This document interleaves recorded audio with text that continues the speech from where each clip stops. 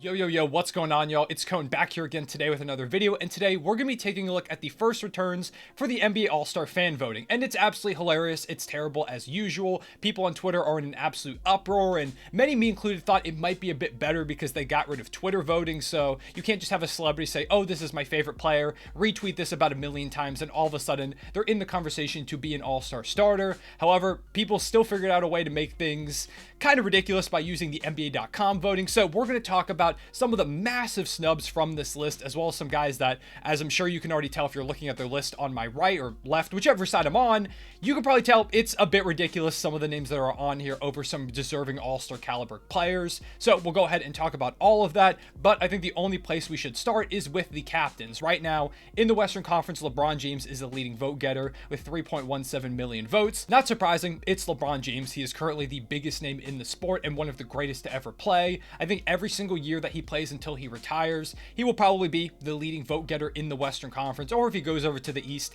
to play with Bronny at some point, he'll probably take the mantle there too. It's LeBron James. I'm not surprised at all. And then in the Eastern Conference, we have Kevin Durant. Once again, not a surprise whatsoever. Although I will say Giannis is like right behind him. He's only about 120,000 votes behind him, which seems like a big margin, but it's close. I could realistically see a world where Giannis passes Kevin Durant to be the All-Star captain. I do think KD will hold on to that because of the name recognition, but it's just something to keep an eye on. So those are our captains, and then in the rest of the front courts, we've got LeBron, Jokic, and Anthony Davis right now as the starters, with Zion Williamson right there behind them. I think Zion is deserving of getting a starting spot, but once again, I just think that those other guys have bigger names, although if Anthony Davis doesn't play due to injury, I could absolutely see Zion sliding in. And at the fifth spot, we have Andrew Wiggins. Once again, this is a guy that I think he's probably the biggest reason why they got rid of Twitter voting following last season. If you don't remember, a lot of K-pop Twitter got Andrew Wiggins into the All-Star game due to some big artists saying, hey, go ahead and vote for Andrew Wiggins. They retweeted like a million times, and all of a sudden, he was an All-Star starter when it was kind of even a question if he should be an All-Star in general. But shout out to Wiggins. I was happy he got that respect because he was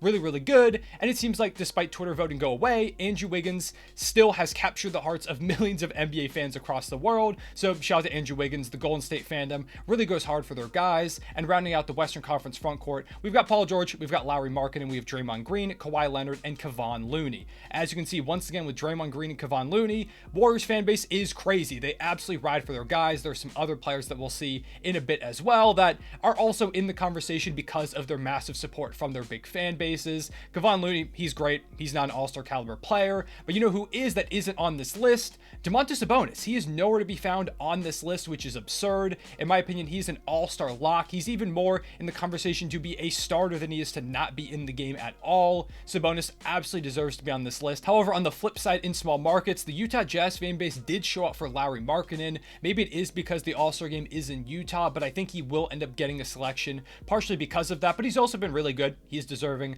of being on this list. We've got a couple of Clippers. I'm kind of surprised that Paul George has 3 times as many votes as Kawhi Leonard. I know Kawhi hasn't played so much this season, but I thought Kawhi Leonard's name recognition would get him a bit more votes, but it didn't end up happening. Some other names that we could talk about that aren't on here. No Timberwolves, no Gobert, no Karl Anthony Towns whatsoever. I know they're kind of in the mud, but I thought maybe one of those guys would get some recognition here. No Jeremy Grant, no Aaron Gordon, no Jaren Jackson Jr. either, who I do think will end up being in that All-Star conversation when he plays more games. But yeah, those are some of the names in the Western Conference front court. I'm sure there are more also that I did not mention, so if I forgot any, let me know in the comment section below as well. And yeah, there were a million snubs on every single part of this ballot, and we can see that when we go to the Western Conference guards. Up at the top, of course, you have Steph Curry and Luka Doncic. Not surprising whatsoever. Those are probably going to be the 2 starting guards in the West, assuming Steph Curry does play. He's currently out with injury. You also have John Morant and Shai Gilgeous-Alexander neck and neck.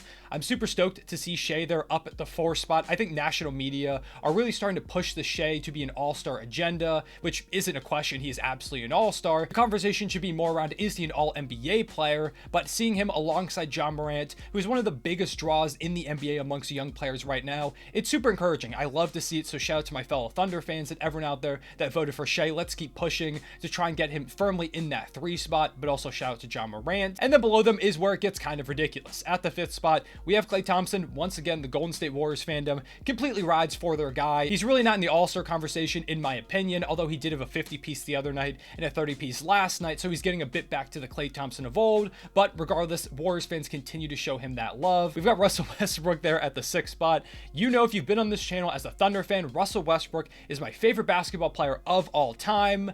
He does not deserve to be on this list. I think it's a combination of the Lakers fandom as well as just a name recognition thing. But once again, I love Russ, so I'm not going to complain about that. You've got Damian Lillard all the way at 7th. I really thought Portland fans would push him a bit more. I know they're a bit of a smaller market, but even still, Damian Lillard is one of the biggest names at the guard spot in the NBA right now. So I'm kind of surprised he didn't get more love there. Then all the way down to 8, we have Devin Booker, who's the lone son to make these lists. I'm stunned. I really thought Devin Booker would be a lot higher. I thought the Suns had a big fan base. Once again, I know he's injured and everything, but I really thought D-Book would get a lot more recognition. I guess that's not the case. And at 9, you have Austin Reeves, who I've joked about on Twitter multiple times was going to be on this list, and it turns out Lakers fans made it a reality. Not that I'm surprised with the size of that fan base. And at 10, you have Jordan Poole. Once again, the Warriors really show out for their guys. For the Western Conference guards, some notable snubs include Anthony Edwards and De'Aaron Fox. And once again, Timberwolves fans just didn't show out for their guys. Fox deserves to be on this list 100%.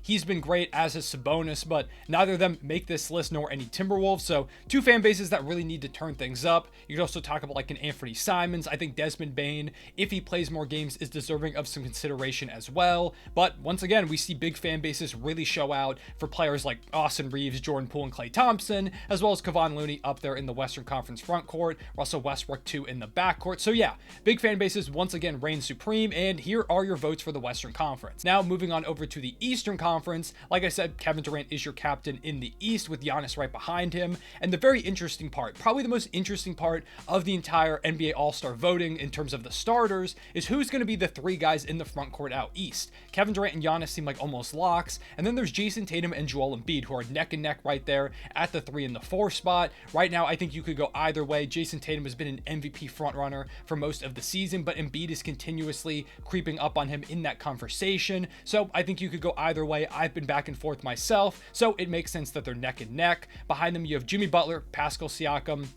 Kyle Kuzma is there on the list. Paolo Banchero getting some recognition as a rookie as well. You've got Nick Claxton and Jarrett Allen. A lot of names on there that I don't think should be on over some other guys. For example, where is Bam Adebayo? How did Heat fans not get him on this list? He's been arguably the 3rd, 4th best center in the league so far this year. He's playing at a defensive player of the year level, averaging over 20 points per game. He's been better than Jimmy Butler probably this season. He's been the Heat's best player, I would definitely say. And so the fact that he's not on this list is ridiculous, as well as Julius Randle. Randle is playing in one of the biggest markets in the NBA in New York. They can't even get him top 10, like ahead of guys like Nick Claxton, who's also playing in Brooklyn, and he gets on here as much less of a star than Julius Randle.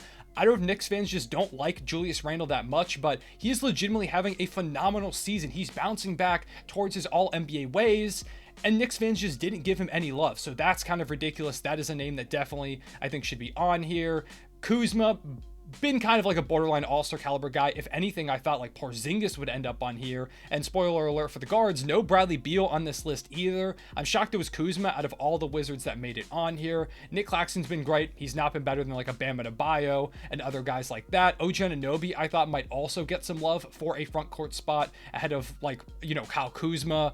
I don't know. The Eastern Conference front court is a little bit hit or miss. I think towards the top, it's pretty good, but as you get to the bottom, it gets really rough. A lot of super notable snubs. Then at the guard spot, we have Kyrie Irving leading the way with 2 million votes. Donovan Mitchell is behind him at 1.6 million. I think Donovan Mitchell is a lock to be a starter. He's been the best guard in the Eastern Conference this season, and I wouldn't be surprised with the way that Kyrie and the Nets are playing if Kyrie joins him in that backcourt. Although I do think Jaylen Brown has a pretty good argument to be that starter alongside Donovan Mitchell. The Celtics have been the best team in the NBA so far. Jaylen Brown is putting up career highs basically across the board. So I think those are probably my 2 guys that I would pick at the moment. Although in my All-Star predictions video about a week and a half ago, I did pick Kyrie Irving to be my starter. So I think he does have a case to be up there in that conversation. James Harden is there at the 3rd spot. I don't think he's really in conversation to be the starter ahead of those other guys. But once again, Sixers fans show out for him here as they did for Joel Embiid, getting him about 2.2 million votes. You have Trae Young, who is also there in that conversation, DeMar DeRozan, LaMelo Ball, Tyrese Halliburton, Derrick Rose, and Darius Garland. Once again, you can see the name recognition coming in with Derrick Rose being there ahead of Jalen Brunson. If Knicks fans are going to vote for any guard, why is it not Jalen Brunson, who's there in that conversation? That's kind of ridiculous. I'm shocked that Tyrese Halliburton is that low at the 8th spot. He has more of a conversation to be a starter than he does to be the 8th best vote getter in the Eastern Conference backcourt at the moment. He's been so good. I've seen some people pick him to be a starter. He's absolutely an all-star, so I can't believe he's not up there higher, below LaMelo Ball. And LaMelo's been great in the games that he's played, but he hasn't played that many compared to Tyrese Halliburton, who's been the best player on a team that is shocking the world right now in the Eastern Conference. He should be higher up there as well. But overall, I think, it could be a lot worse here in the Eastern Conference backcourt. I think towards the top, you've got the right names, even if they're not in the right order. DeMar DeRozan, I don't know why he continuously is listed as a guard when he plays a lot of front court minutes. I guess they chose one and they went with guard. Don't really know why. That's not the role that he's played at all this season, but whatever. I'm not the person who makes the positions. So basically, all-star voting is still a mess, regardless of the fact that they got rid of Twitter voting. There's still a lot of issues with it, but honestly, it's kind of funny. I don't really mind it that much. I understand that's a popularity contest, but this only decides the starters. When people look back on guys' careers, they don't look at, oh, how many times was he an all-star starter? How many times was he a bench player? They just look at all-star appearances, and overall, they usually get it pretty right. There are always some snubs here and there because there's so much talent in the league. But overall, to me, all-star voting is just a really funny thing to continuously look at. Yes, there's some very egregious snubs, and the fact that some of these guys are on this list is absurd. But overall, those are my thoughts on all-star voting. Gave you some of my snubs, gave you some of my thoughts on guys that absolutely should be there. Let me know your biggest snubs in the comment section below. And what do you think of all-star voting? Do you think it needs some kind of a fix, or do you think, like I do, that it's just kind of a thing that's always going to have its issues? But all in all, you have to find a way to get the fans involved. This just happens to be the best way to do it. I appreciate y'all watching. Make sure to leave a like and subscribe if you enjoy, and hit that notification bell so you don't miss out on any of these videos. I'll see y'all later. Real one, save back.